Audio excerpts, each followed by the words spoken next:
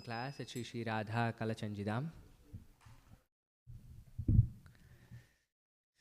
Jaya Radha Madhava Kunja Bihari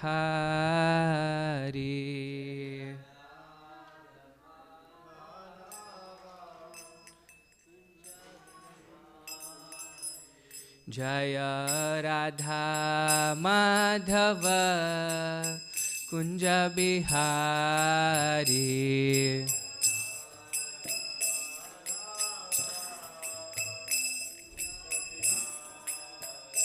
Jaya Gopi Jana Vallabha Girivaradhari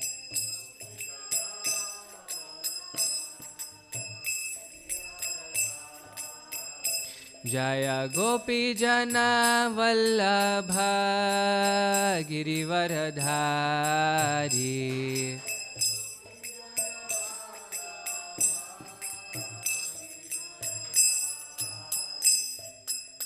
Yashoda Nandana Braja Jana Ranjana Yashoda Nandana Braja Jana Ranjana Yashoda Nandana Braja Jana Ranjana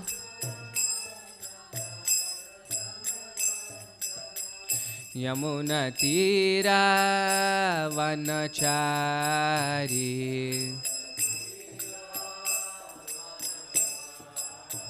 Yamuna Tira Vanachari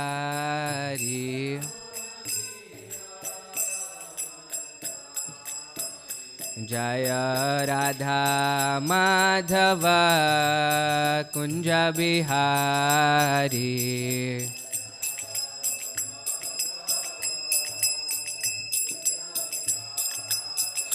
Jaya Radha Madhava Kunja Bihari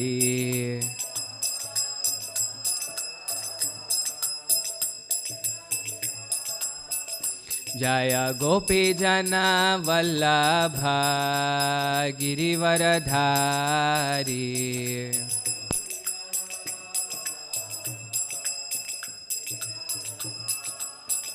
Jaya Gopi Jana Vallabha Girivaradhari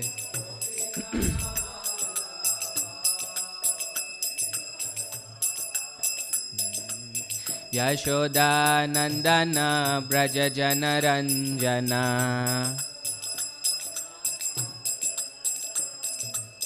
Yashoda Nandana Braja Jana Ranjana Yashoda Nandana Braja Jana Ranjana Yamuna Tira Vanachari Yamuna Tira Vanachari Hare Krishna Krishna Krishna Hare Hare Hare Rama Rama Rama Hare Hare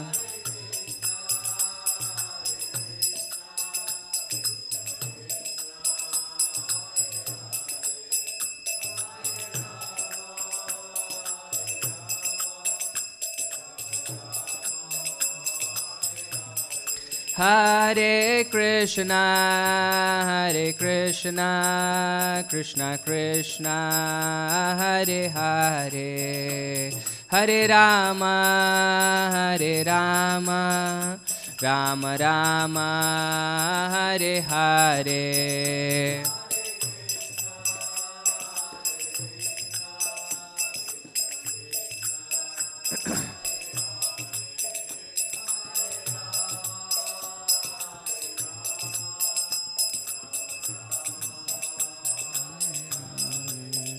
Jaya Prabhupada, Jaya Prabhupada, Jaya Prabhupada, Jaya Prabhupada.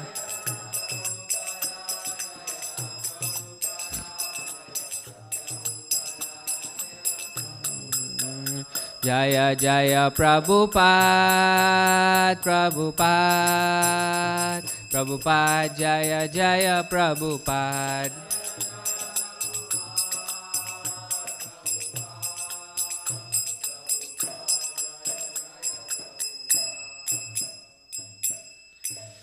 Shri Prabhupada ki jai, Grantaraj Srimad Bhagavatam ki jai, Samveta Bhakta Vrinda ki jai. Okay, we'll continue with our reading of Srimad Bhagavatam. Oops, this is Canto 1. You don't have Canto 4? Doing Canto 4, chapter 16 today, I think. The entire chapter. Thank you. Not this. Yep. Chapter 16. So, all verses this chapter, and our verse for focus today is text 7. I don't think we'll read all verses, we'll just see how much we can do. So, please repeat. Om Namo Bhagavate Vasudevaya. Om Namo Bhagavate Vasudevaya.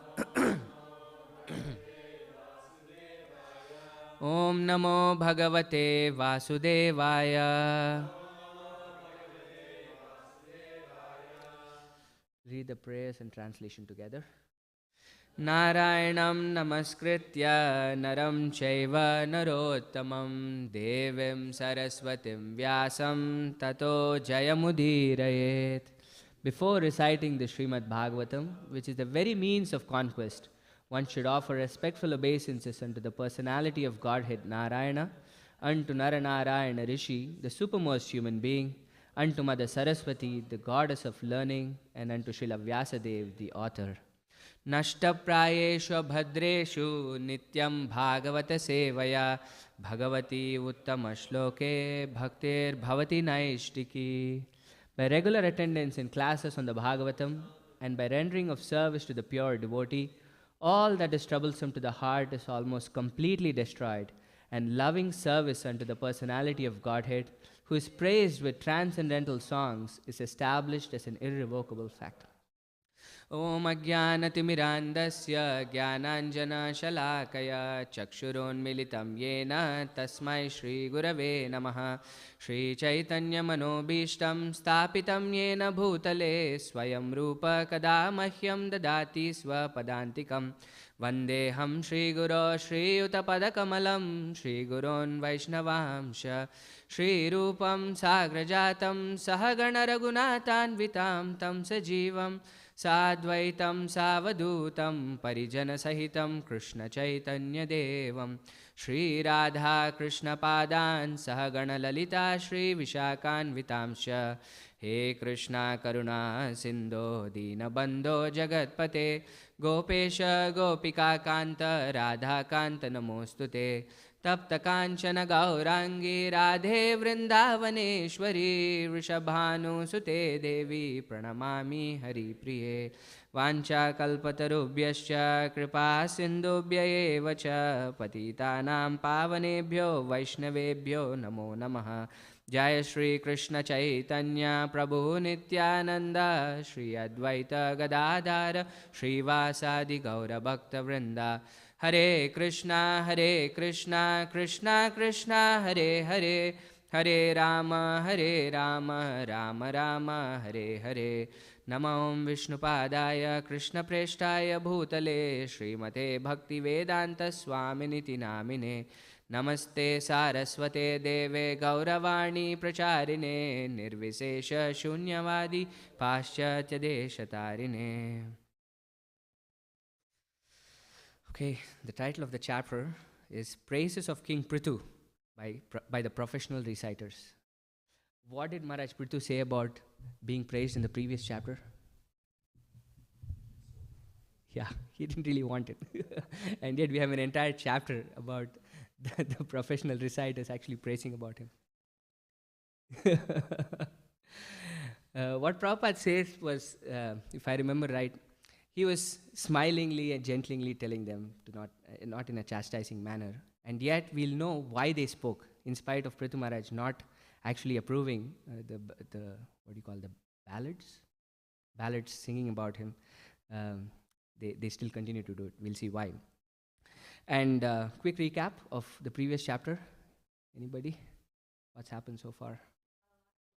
He got a lot of gifts. he was coronated, basically, right? Prithu Maharaj was, how do you call, not created, but came out of the thigh of King Vena. They churned him out. Yes? The arms, sorry. The thighs was the demon. The arms, and then different demigods came and gave him several gifts. Slippers? They gave him slippers, one of the gifts. Yeah, his wife Archie also came. So that's the context of what's happening. So everybody has given him gifts, and he is now, these singers are in front of him. Okay, so let's read from text 1 to text 7, and then we'll discuss text 7 today.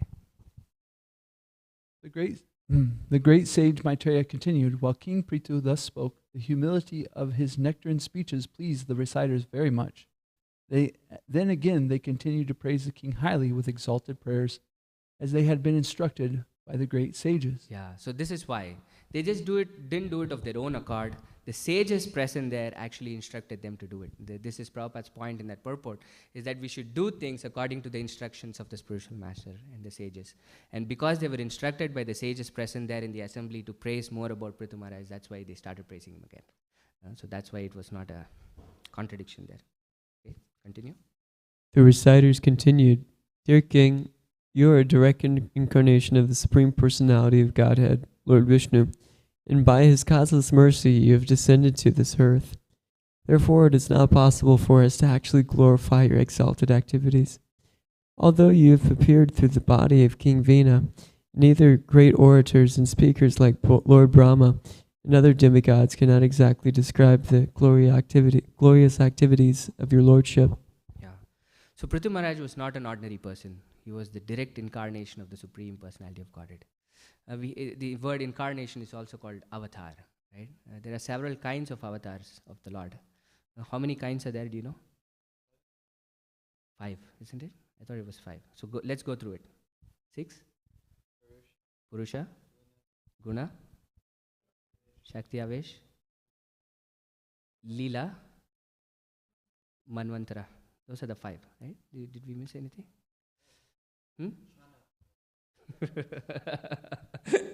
Yeah, practically speaking, the Bhagavatam says the incarnations of the Lord are unlimited in nature.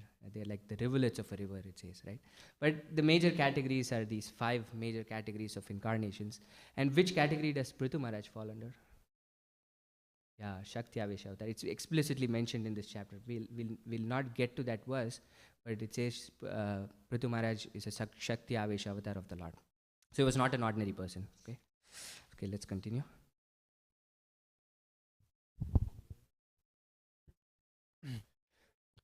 Although we are unable to glorify you adequately, we nonetheless have a transcendental taste for glorifying your activities. We shall try to glorify you according to the instructions received from authoritative sages and scholars. Whatever we speak, however, is always inadequate and very insignificant. Dear King, because you are a direct incarnation of the Supreme Personality of Godhead, all your activities are liberal and ever laudable. Yeah. So the Lord who is praised by amazing prayers and songs, what is the name? Uttama Shloka. So that's what they're trying to do. They're trying to glorify the Lord by wonderful prayers here. Although how much ever we try to glorify the Lord, it is inadequate. Yes. This king, Maharaj Prithu, is the best amongst those who are following religious principles. As such, he will engage everyone in the pursuit of religious principles and give those principles all protection. He will also be a great chastiser to the irreligious and atheistic. So they're predicting what's going to happen. So the main point that Prithu Maharaj was raising was, I've not done anything yet. So don't praise me yet, right? But then what they're doing now is predicting what Prithu Maharaj is going to do. Have you seen this before? Yes? Well, I was just reading Leelamrita last night, and it was talking about how the astrologer predicted Prabhupada would open all the temples. Yeah, one very recent prediction is that. But in the Bhagavatam, yes, Parikshit Maharaj. When Parikshit Maharaj was born, also the astrologers, I think, gave so much prediction. So this is like in screenplay they say it's foreshadowing. You give subtle hints of what's going to happen in the future, right? This is what's happening. Okay, let's continue.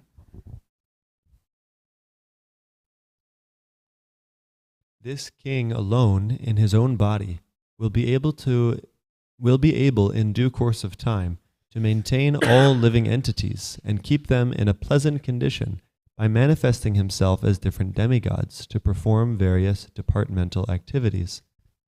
Thus, he will maintain the upper planetary system by inducing the populace to perform Vedic sacrifices. In due course of time, he will also maintain this earthly planet by discharging proper rainfall.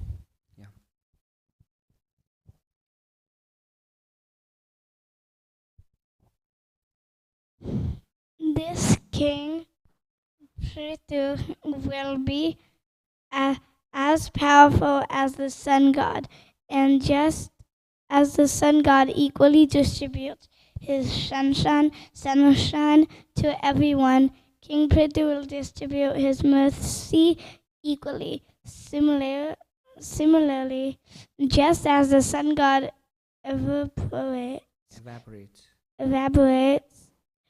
water for 8 months and during the rainy season returns to it profusely, this king will also exact taxes from the citizens and return these monies In times of she's not able to read it. monies in times of need. Thank you, Raseshwari.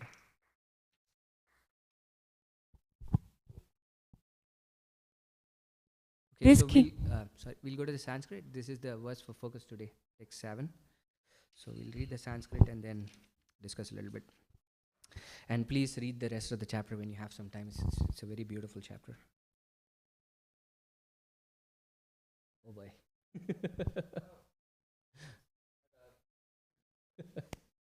It's like the matrix glitch in the middle. Titikshatyakar akramam vainya. Titikshatyakramam vainya. Upar akramatamapi. Bhutanam karuna shashwad. Artanam shitivrittiman.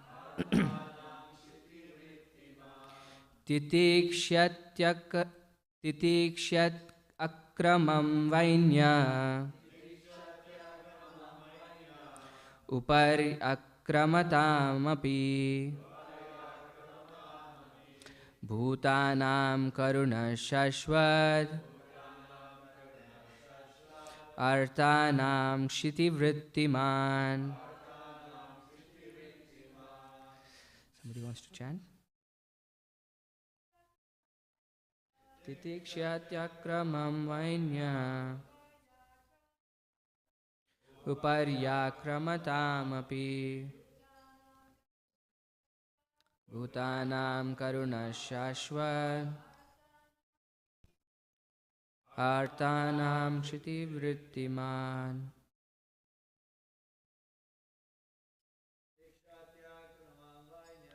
Titikshatyakramam vainya. Uparyakramatamapi. Bhutanam karuna shashwat. Artanam shitivrittiman. Do you recognize any of the words here? Titiksha. This is something that's used often. What does it mean? Tolerance. Anything else? Karuna, mercy. Bhutanam, the living entities. Akrama, what is that?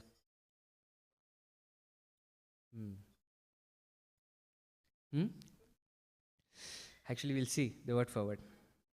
Translation and purport by His Divine Grace A.C. Bhaktivedanta Swami Srila Prabhupada ki jai. Titikshati, tolerates. Akramam, offense. Vainya, the son of King Vena. Upari, on his head. Akramatam, of those who are trampling. Api, also. Bhutana, to all living entities. Karuna, very kind-hearted. Shashwat, always. Artana, to the aggrieved. Kshiti vrittiman, accepting the profession of the earth. Translation. This King Prithu will be very, very kind to all citizens. Even though a poor person may trample over the king's head by violating the rules and regulations, the king, out of his costless mercy, will be forgetful and forgiving. As a protector of the world, he will be as tolerant as the earth itself. Purport. King Prithu is herein compared to the earthly planet as far as his tolerance is concerned. Although the earth is always trampled upon by men and animals, it still gives food to them by producing grains, fruits, and vegetables. As an ideal king, Maharaj Prithu is compared to the earthly planet, for even though some citizens might violate the rules and regulations of the state, he would still be tolerant and maintain them with fruits and grains. In other words, it is a duty of the king to look after the comforts of the citizens, even at the cost of his own personal convenience. This is not the case, however, in Kali Yuga, for in Kali Yuga, the kings and heads of the state enjoy life at the cost of taxes exacted from the citizens. Such unfair taxation makes the people dishonest, and the people try to hide their income in so many ways. Eventually, the state will not be able to collect taxes and consequently will not be able to meet its huge military and administrative expenses. Everything will collapse, and there will be chaos and disturbance all over the state.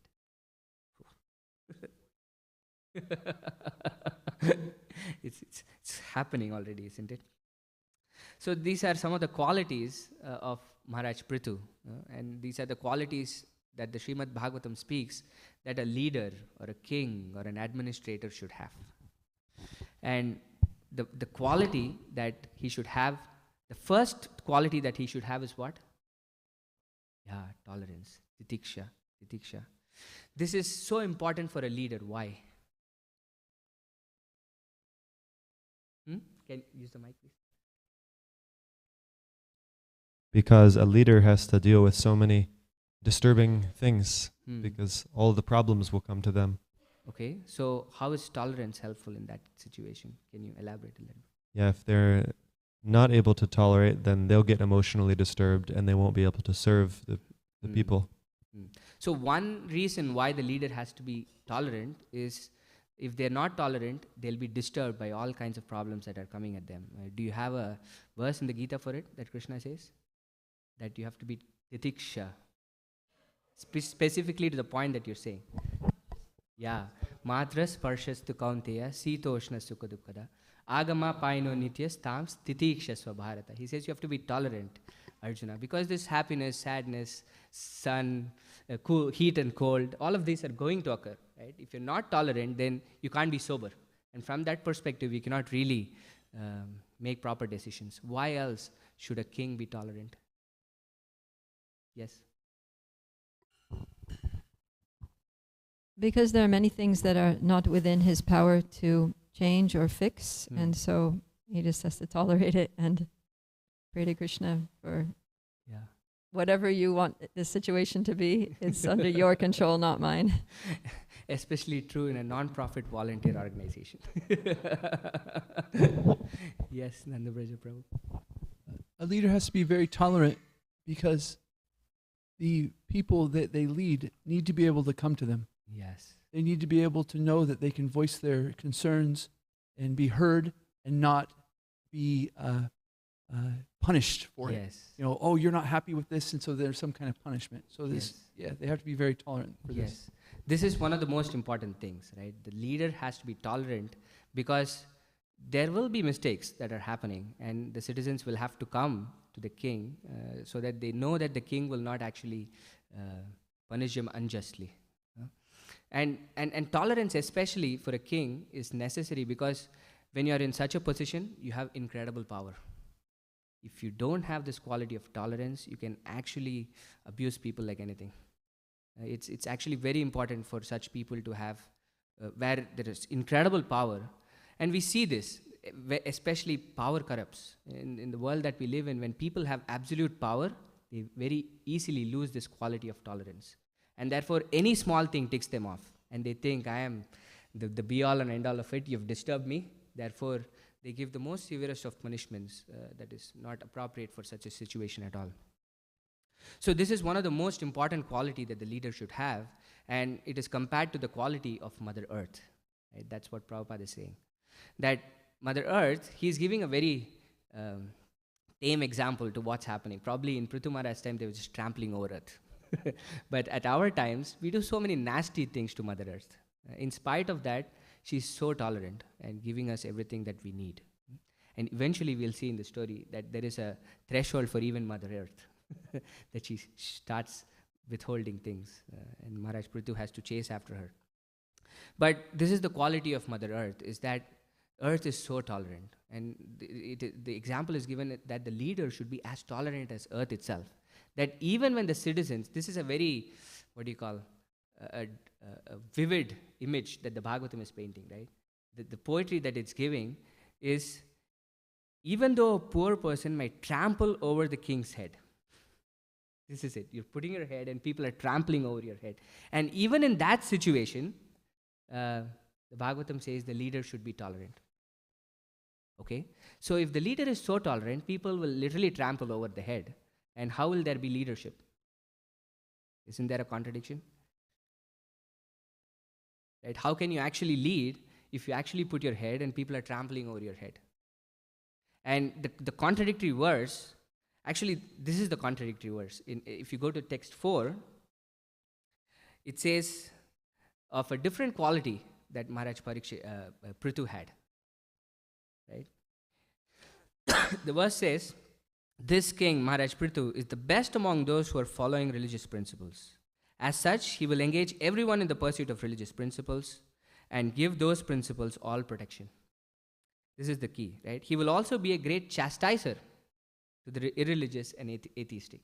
So it seems contradictory, right? The king is chastising, which means he's not very tolerant, and at the same time, this is an extreme case of tolerance where the king is putting his head and letting people trample over his head. This dichotomy is called what? This is an age-old contradiction or question that often comes about. What are these two words called? And justice and mercy. This is always the case with administration and leadership, is these two qualities, how do you balance? How do you balance justice? Because when things are not right, you have to give justice. And at the same time, how do you be merciful? This is always a key question for any administrator or any leader or any king, of how do you give justice and at the same time be merciful? And the key quality that the Bhagavatam says for us to implement this is what? Tolerance. Titikshava. And we spoke about this a little bit. Because both justice and mercy can only spring out of tolerance. We've seen this before in the Bhagavatam, just very recently, when a king became extremely intolerant. What happened? Do you remember who I'm speaking about? No. He was horrible. Parikshit. How? How did he become extremely intolerable?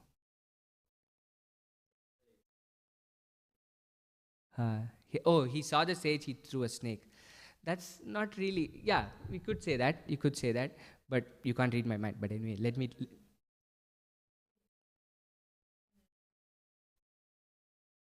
yes.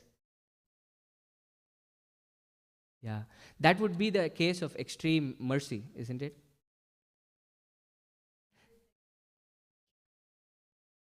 Yeah, yeah. We would come to that. I want to pick up on that. But what I was thinking was the story of Dhruva Maharaj itself that we just read. So his brother was killed, right? And then by whom? One yaksha. He was killed by one yaksha. And what did he do? He went and started killing innumerable people. He became intolerant. At this point, justice went into intolerance, and then this was not justice anymore. And Swayambhuva Manu, his grandfather, had to come in. And the first thing that he says to him is what, you know? The first word that he mentions is this word tolerance. Can you go to 4:11:13?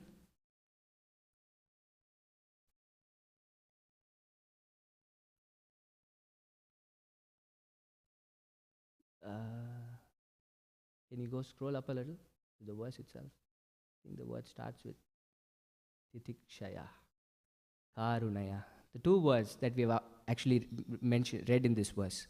Now we've read this before in the Bhagavatam also, that how these qualities are very important for a king. Now let's read the translation, Drishta. Can you scroll down? What happens if we are tolerant? He says, the Lord is very satisfied with his devotee when the devotee greets other people with tolerance, mercy, friendship, and equality. So every single one of our actions, Swayambhuva Manu says, starts with us tolerating. This is actually a very important quality. And from this quality, everything else can actually spring from a proper perspective, like you said. If we have so many different things that are coming upon us, if we are tolerating it, then we can actually think about it from a clear perspective to see how we can act in that situation. And the opposite of this was Parikshit Maharaj, right? This very dramatic case again, or a drastic case again, of how this personification of Kali is actually abusing the bull and the cow. This is actually a very grievous offense. And he takes a stand, right? He first says, I'm going to kill you. This is what I'm going to do. And first he pacifies the people who are being abused. That's the first thing he does. He doesn't go to directly Kali. He stops him and then first asks the bull, are you doing okay? What is happening? Who are you? Right? And then, of course, the bull says, nobody is actually the reason for what I'm going through. It's myself. But ultimately, Maharaj Parikshit applies this principle of mercy on Kali himself, because Kali surrendered to him. This person who was so abusive, who was actually given this sentence of death, right? He was saying, I'm going to kill you. Once he surrendered to the king, actually was given mercy, and in fact given places where he can actually thrive. He gave him 5 places where the personification of Kali himself could thrive. So what I'm trying to say is, this entire thing of justice and mercy is actually a very complicated thing. And it is very time and place sensitive. It's very contextual. And to illustrate this, I want to ask you, do you have a situation that we have seen in Bhagavatam where there is actually this contradiction between justice and mercy? We have read this. Do you remember it? Yes, Mataji.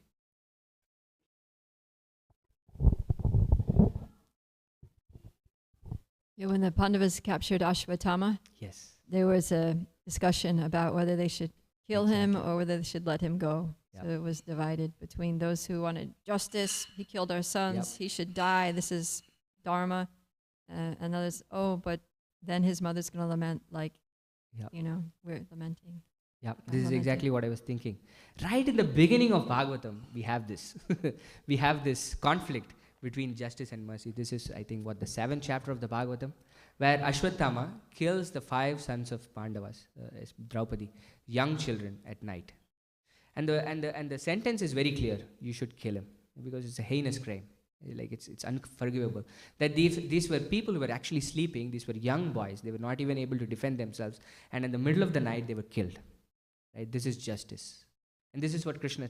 Actually, they are so... emotional that Arjuna says, I'm going to bring him and kill him. Right? This is what I think Draupadi says. Something like that. But Arjuna actually says, I'm going to kill him. So he captures Ashwatthama and brings him. And then all the Pandavas are there. And then this discussion between justice and mercy actually takes place. And Krishna himself is present there. And Krishna says what? Kill him. Krishna says, this is justice. You should kill him. And then who's the other party who says you should not kill him? Immediately after Krishna says, yeah, Draupadi, who's actually the aggrieved party. Right? This is the party who's actually been aggrieved. It's her own sons who have been killed. And yet she quotes several religious principles, saying this is a Brahmana, this is our teacher's son, we're very indebted to this family. And yeah, she goes on to say he's worshipable. Actually, the Bhagavatam uses slightly insulting words. He calls him a Brahma Bandhu, a friend of a Brahmana, a relative of a Brahmana. But yet, in the heart of Draupadi, she calls him worshipable. And also, she is putting herself, this is Anukampa, right? Tatte Anukampam Shushamikshamana. This Anukampa is the quality. Kampa means, we sing this every day in the morning. Kampa means what? No, Kampa is not compassion. Trembling. Why do we sing every day in the morning? Yeah, Kampa Ashru. Right? Kampa Ashru means tears flowing down. Kampa means to shake. This is one of the ecstatic symptoms. But Kampa means to shake. Right? Anukampa means to shake along. This is Anukampa. That you exactly are in the position of the person, what the person is going through, and you're experiencing it along with that person. This is Anukampa. This is the kind of mercy that that word is talking about. But this is what Draupadi is actually putting herself in, right? She's putting herself in the shoes of the mother of Ashwatthama and thinking, oh, I have actually lost my sons. The same thing will happen to the mother also. But does it end there? Who comes back and says, no, we should kill him again? Bhima. He's not convinced by any of these arguments. He says, no, it's fine, whatever you're feeling, but no, we should kill him because what he has done is abominable. And ultimately, they come to a resolution. And Arjuna has to take this decision. So what does he do? Yeah, cuts off his hair. It's as good as death. It's not death, but it's as good as death. So the thing is, this contradiction between justice and mercy is a very, very complicated thing. We cannot just say, oh, you do this or you do that. This is what I want. I don't have answers for it, but I'm saying this is not a very easy thing to resolve, justice and compassion. But we see that it has to be there in a leader. Both these qualities have to be there, of justice and also compassion. And we see that Parikshit Maharaj had these two qualities, among many other wonderful qualities that he had. So we'll stop here, and if there are any questions or comments, reflections. I think maybe we just take one or two questions. Yes. And then Radha Vinod Prabhu can give us a little taste for tomorrow's Rath Yatra. Yes. Yeah, but one thing I was saying was, I was thinking when we're reading was, several verses here spoke about rain. Right? How rain is so important. And today and tomorrow we have forecast of rain. So please let us all pray that it be postponed so that our Rath Yatra is wonderful. So that's my request. Pray that the rain comes after Saturday.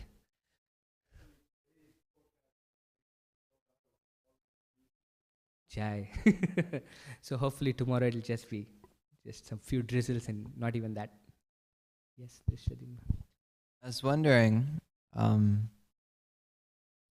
there's this mercy versus justice, and it often seems like, I don't know, I would always get frustrated watching like movies, for example, where the bad guy gets caught and then they're merciful, and then he gets away and then he does it again or something like that. Yeah. And it seems often that mercy gets exploited, or like in an attempt to be merciful, I get hurt.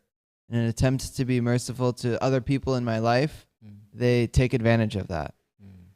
And so then kind of in my head, it's just like, okay, let's just stick with justice, you know, and like forget this whole mercy thing, because often, you know, mercy gets exploited. I'm wondering what you think about that. Yeah. Actually, it depends.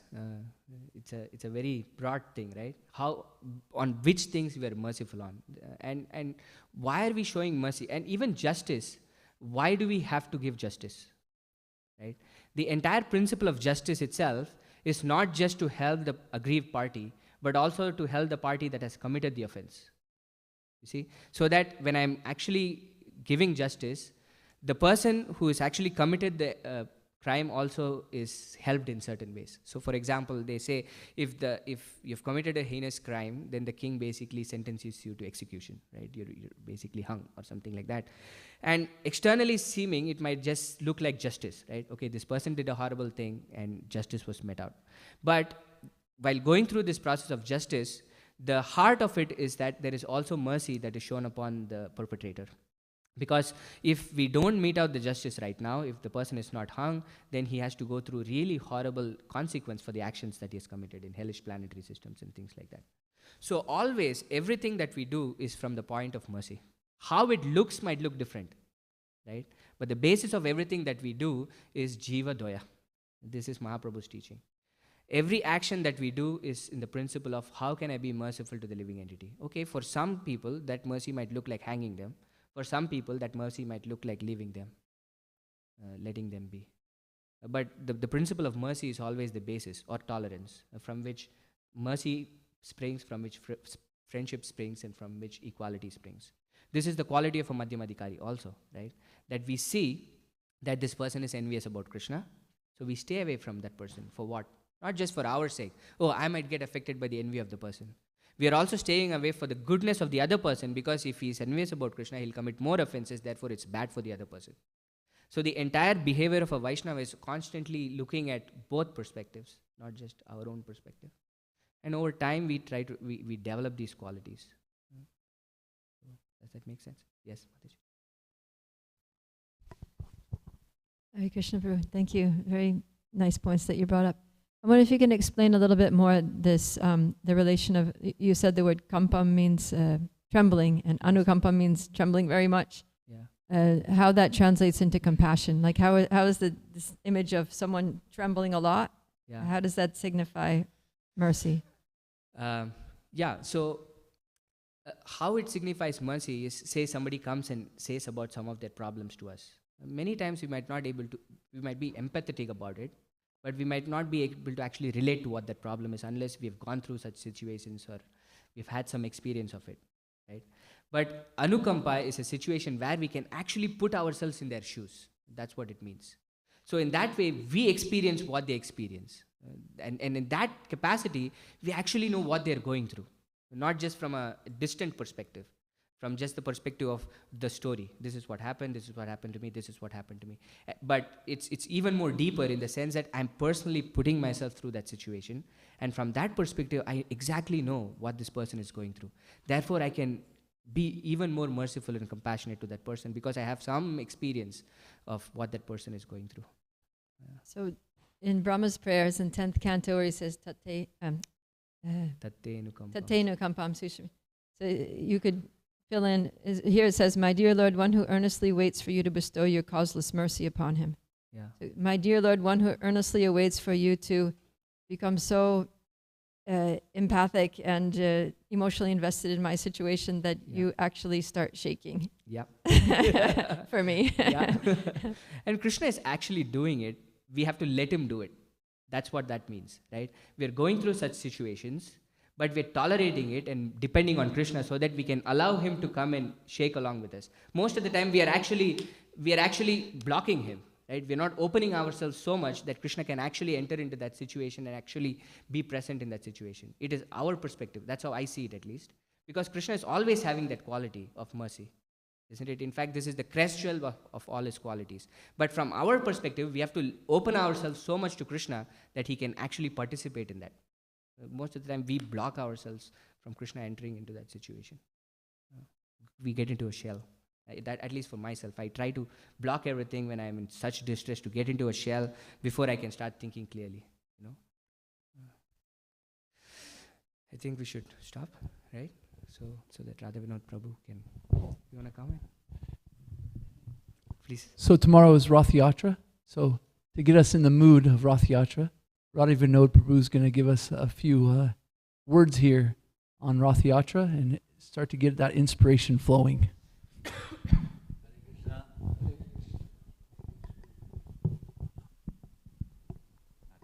Tomorrow you're going to get a much more description of Rath Yatra, but Nanda Braj asked me to say something about Rath Yatra. Of course, one of the origins of Rath Yatra is when Narada Muni was saw the transformation of Krishna. You know, one time in Dwarka they were speaking about the pastimes, the queens were speaking about the pastimes of Krishna in Vrindavan. Kurukshetra. They were speaking about the pastimes of Kurukshetra? They were in Kurukshetra, so they weren't in Dwarka. They came from Dwarka to Kurukshetra.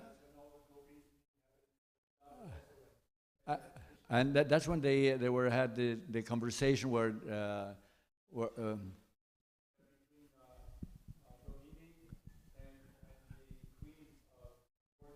okay. And that's when Subhadra was standing at the door. I didn't know it was Kurukshetra. That's why I guess I was thinking, why is Kurukshetra referred sometimes to the highest place of separation? And I was thinking, well, maybe, okay. So they were at Kurukshetra, and they asked, Subhadra to stand at the door to make sure nobody comes in. And then Krishna came, and of course we know the past, he became so absorbed that he took that form of Lord Jagannath, and then Lord Balaram came, and then all three of them had, the ecstasies of separation was so intense that all their limbs got withdrawn, and they were in such a state. And then Narada Muni saw that this event, and he prayed to the Lord, Lord, maybe you can manifest this in the material world. So he prayed for that. He asked the Lord to manifest this form in the material world, and it's amazing because it's actually of all the realizations, all the levels of spiritual advancement, the mood of the residents of Vrindavan is the highest, and according to our tradition.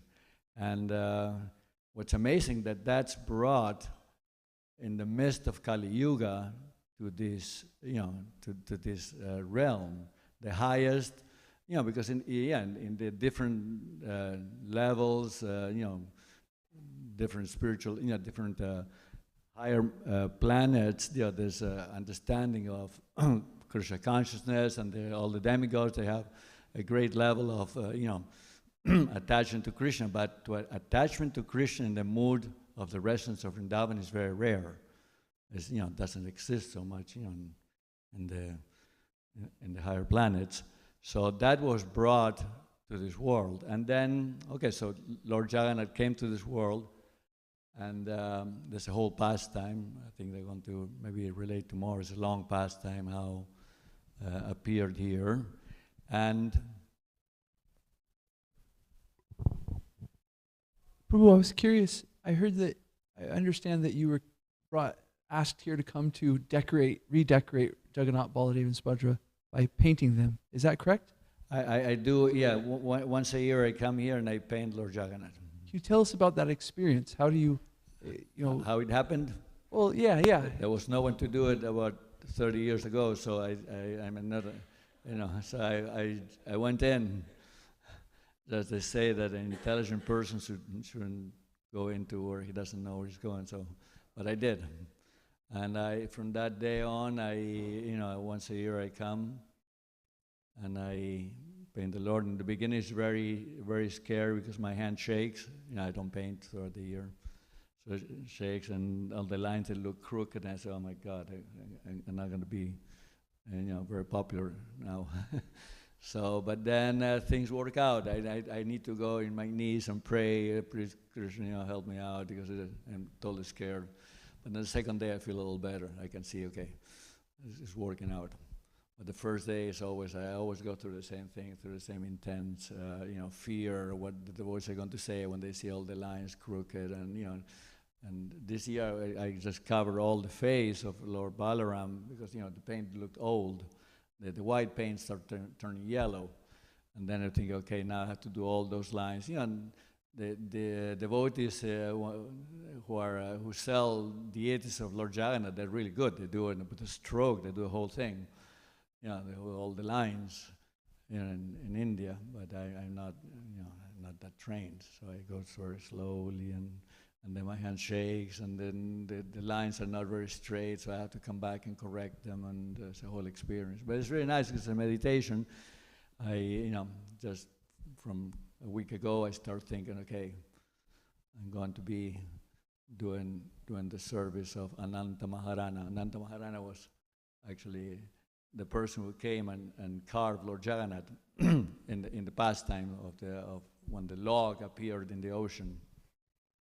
When the log appeared in the ocean. So anyway, so it's it's one of the Lord Jagannath represent the whole festival represents one of the highest performances of separation from Krishna, and separation. That's where Lord Chaitanya stayed in Jagannath Puri, because of the intensity of the separation, and he was in the mood of Radharani, feeling that intense separation. So that's where that separation is felt the most. Now they say that separation is felt mostly in Kurukshetra. I heard that Bhaktisiddhanta Saraswati Maharaj said that Kurukshetra is the highest abode of separation, because I guess they're all Krishna's there, and the gopis are feeling so much separation from him. So in that separation, there's union, and I wonder. I was thinking, the separation. When you read about the separation, the thing that the residents of Vrindavan go through is terrible. They're foaming from the mouth. They're collapsed. They look like that doesn't look anything that you're looking forward for. But I remember when Uddhava was in Vrindavan, he brought several letters from Krishna, and the very last letter, he was kind of he had like 8 letters, and every week or whatever, when they used to meet with the gopis, used to read one letter, and the letter started with the very basic: "I'm present everywhere, so you can see me everywhere," and the gopis, rejected that. They forget about it. That's not what we want. And finally, the gopis were kind of annoyed by the letters of Krishna. That they, okay, this is the last chance you have, Uddhava, so better this letter be good. And then Krishna, in his letter, said again that I am present in this separation. And he's trying to really make the impression, the gopis, he's present in this separation, so much so, even more than in his real form.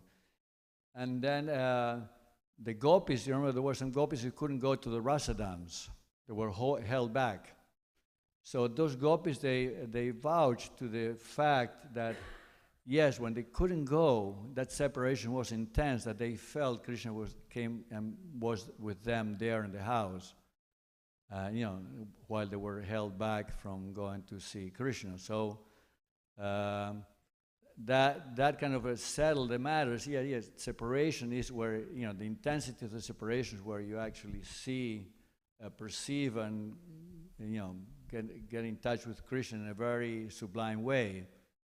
And I think that's all sometimes where they say that Manasa Puja is very profound when you do puja in sometimes devotees who have shilas or deities, they travel and they cannot take their deities, so they sit and do manasi, mental worship. In their mind they do all the worship, they can do all the artik, but they do it on the mind, or all the dressing, and they say that's very profound. So so the feeling of separation definitely is when it gets to any height. It's a very, amazing way to connect with Krishna. So the whole festival of Rath Yatra is a feelings of separation between the residents of Vrindavan. They try to bring Krishna to Vrindavan, and the ones that hold in the cart back, they're the representatives of Rukmini. They try to bring the cart, back to to the temple, to her control. So it's a festival of intensifying our separation from Krishna, and in a very joyous way. That's all. Hare Krishna. Haribo.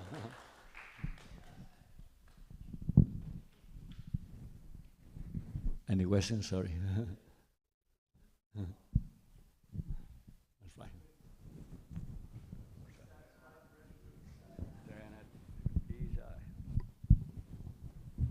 Jagannath Baladev and Subhadra ki jai. Srila Prabhupada ki jai. Srimad Bhagavatam ki jai. Srila Prabhupada ki jai.